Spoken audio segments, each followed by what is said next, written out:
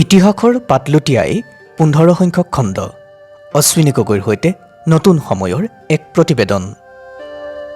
আহোম স্বৰ্গদেউৰ সৃষ্টি ৰাজখোৱা চৌধুৰী তালুকদাৰ ঠাকুৰীয়া পাটগিৰি। হাজৰিকাৰ তলত ১০০০ জন, শইকীয়াৰ তলত ১০০ জন, বৰাৰ তলত ২০ জনকৈ পাইক আছিল।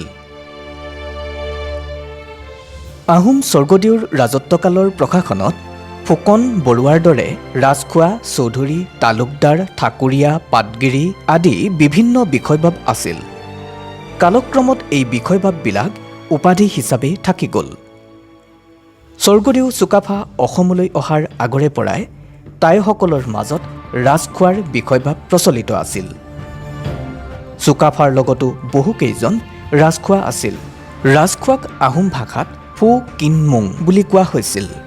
ফু মানে পুৰুষ, কিন মানে খোৱা বা ভোগ কৰা, আৰু মুং মানে ৰাজ্য, ৰাজ্য ভোগ কৰা পুৰুষ বা ৰাজখোৱা। বৰবৰুৱা আৰু বৰফুকনৰ চৰাৰ ফুকনসকলৰ তলতে চমুৱা ফুকন আৰু বৰুৱাৰ ওপৰত ৰাজখোৱাৰ স্থান আছিল। ৰাজখোৱাসকলে বৰবৰুৱা আৰু বৰফুকনৰ তলত একোখন অঞ্চলত শাসন কৰিছিল। ১২ জন ৰাজখোৱা বৰবৰুৱাৰ চৰাৰ সভ্য আৰু সেই হিচাপেই ৰাজচৰাৰ সভ্য আছিল। তেওঁলোকে ৰাজচৰাত মতামত প্ৰকাশ কৰিব পাৰিছিল। এওঁবিলাক শাসনকৰ্তা, বিচাৰক আৰু সেনাধ্যক্ষ আছিল আৰু প্ৰত্যেকৰ তলত ৩০০০কৈ মূল পাইক আছিল।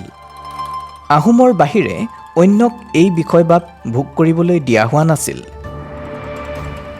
নিবুকিয়াল, বচা, বৰ অভয়াপুৰীয়া, সৰু অভয়াপুৰীয়া, পানী অভয়াপুৰীয়া, দিহিঙীয়া, পানী দিহিঙীয়া, তৰুৱা দিহিঙীয়া, পানী হলগুৰীয়া, তৰল হলগুৰীয়া, দিখৌমুখীয়া, পাখীমৰীয়া, ঘিলাধৰীয়া, নামদঙীয়া, গজপুৰীয়া, ওপৰদৈয়ঙীয়া, টিপমীয়া, মৰঙী, সদিয়াল, আটগুৰীয়া, জকুলাগুৰীয়া, লখিমপুৰীয়া, ভৃতীয়া, কঁঠালগুৰীয়া আদি ৰাজখোৱাসকলৰ নাম বুৰঞ্জীত পৰিচিত। বৰ্তমানৰ কামৰূপ স্বৰ্গদেউসকলৰ তললৈ ১৭শ শতাব্দীৰ আগভাগত আহিছিল।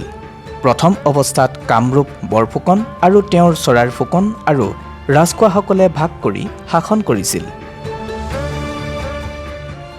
স্বৰ্গদেউ গদাধৰ সিংহৰ দিনত স্বৰ্গদেৱে কামৰূপৰ ফুকন আৰু ৰাজখোৱাসকলক আঁতৰাই কামৰূপক সম্পূৰ্ণ বৰফুকনৰ শাসনলৈ আনে।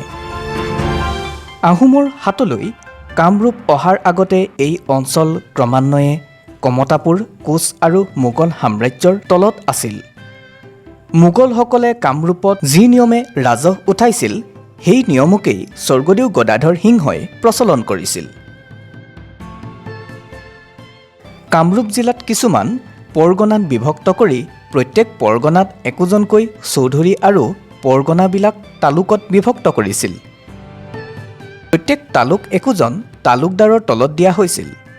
চৌধুৰী আৰু তালুকদাৰসকলক ঠাকুৰীয়া, পাটগিৰি আৰু গাঁও কাকতিয়ে গাঁও আৰু পৰগনাৰ হিচাপ ৰাখি সহায় কৰিছিল। নিৰ্ধাৰিত নিৰিখত চৌধুৰীসকলক খাজানা আদায় কৰিবলৈও দিছিল। এইসকল বিষয়া আহোম আছিল। আহোম প্ৰশাসনত হাজৰিকা, শইকীয়া আৰু বৰাই নিজ নিজ খেলৰ পাইকৰ তদাৰক কৰিছিল। হাজৰিকাৰ তলত ১০০০ জন, শইকীয়াৰ তলত ১০০ জন আৰু বৰাৰ তলত ২০ জনকৈ পাইক আছিল। আহোম ভাষাত হাজৰিকাক ৰুৰিং, শইকীয়াক ৰূপাক আৰু বৰাক ৰোচাও বোলা হৈছিল। ৰু মানে মূৰ, ৰিং মানে হাজাৰ আৰু পাক মানে ১০০ আৰু চাও মানে একুৰি। শইকীয়া বিষয়বাব স্বৰ্গদেউ চুকাফা অসমলৈ অহাৰ আগৰে পৰাই টাইসকলৰ মাজত প্ৰচলিত আছিল। এই বিষয়বাববিলাক স্বৰ্গদেউ প্ৰতাপ সিংহই সৃষ্টি কৰিছিল।